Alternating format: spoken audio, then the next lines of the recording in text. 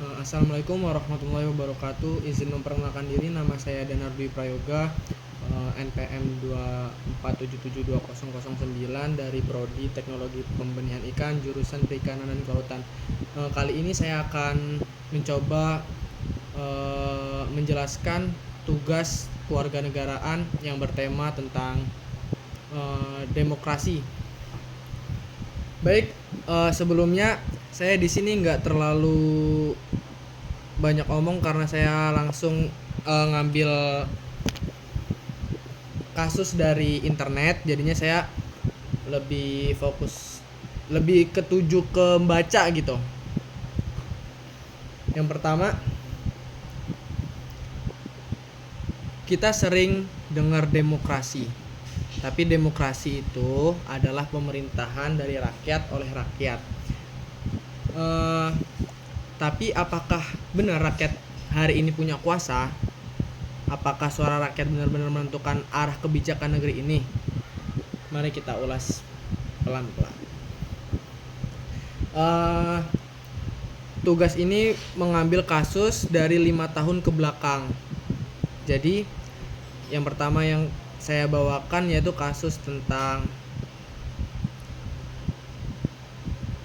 tahun 2020. Mari kita lihat kembali sebuah peristiwa besar yang terjadi belum lama ini pada tahun 2020 saat dunia sedang dilanda pandemi COVID-19.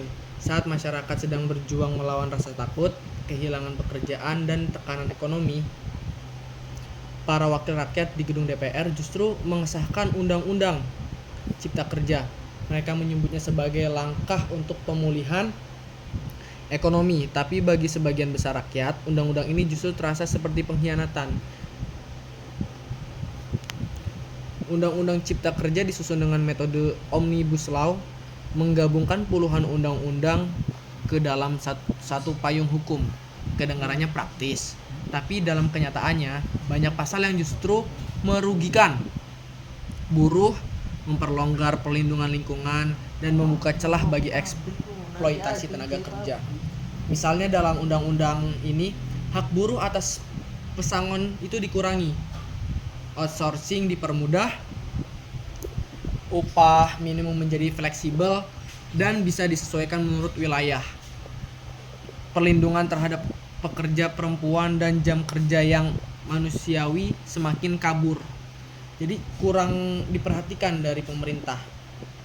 Karena karena pandemi ini pemerintah menjadi abai gitu kepada pekerja-pekerja. Oke, selanjutnya, bukan hanya itu, proses penyusunannya pun jauh dari kata berubah-ubah. Dari kata transparan. Draft undang-undang berubah-ubah, bahkan setelah disahkan beberapa versi berbeda sempat beredar di publik. Ini bukan sekedar kelalaian teknis, ini mencederai prinsip akuntabilitas dalam demokrasi. Gelombang protes pecah di mana-mana. Buruh, mahasiswa, akademisi, hingga aktivis lingkungan turun ke jalan. Suara-suara itu tidak datang dari elit, tapi dari mereka yang hidupnya terdampak langsung oleh kebijakan ini. Namun, apa respon dari negara? Bukannya berdialog, negara justru memperlihatkan wajah kerasnya. Polisi bersenjata lengkap menghadang demonstrasi damai, mahasiswa ditangkap, aktivis dikriminalisasi, bahkan di media sosial pun tegar-tegar kritik dibungkam, seakan-akan menyampaikan pendapat adalah tindakan melawan hukum. Saya melihat semua itu dan saya bertanya, inikah demokrasi yang kita perjuangkan sejak lama?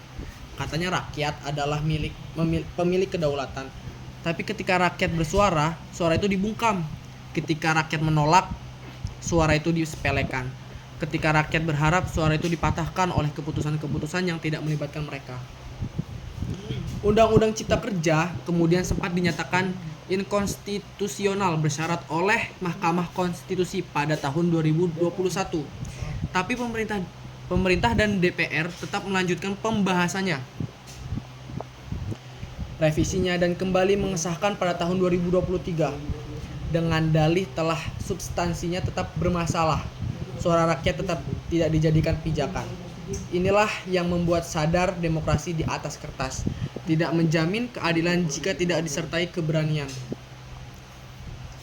Saya tidak sedang menyuarakan kebencian atau ujaran kebencian untuk pemerintah. Saya sedang menyuarakan harapan akan negara yang benar-benar mendengarkan aspirasi dari rakyatnya sendiri. Suara saya bukan hanya untuk muncul saat pemilu. Demokrasi tidak berhenti bilik suara. Demokrasi, diskusi, kritik, partisipasi, dan keberanian melawan ketidakadilan. Suara saya adalah untuk petani yang lahannya terancam oleh tambang, untuk buruh yang upahnya digerus oleh kebijakan, untuk mahasiswa yang dipukuli saat menyuarakan atau demo, untuk nelayan yang kehilangan lautnya karena reklamasi, untuk perempuan yang suaranya diredam dalam undang-undang pengambilan keputusan. Suara saya untuk bangsa saya bukanlah suara yang ingin merusak.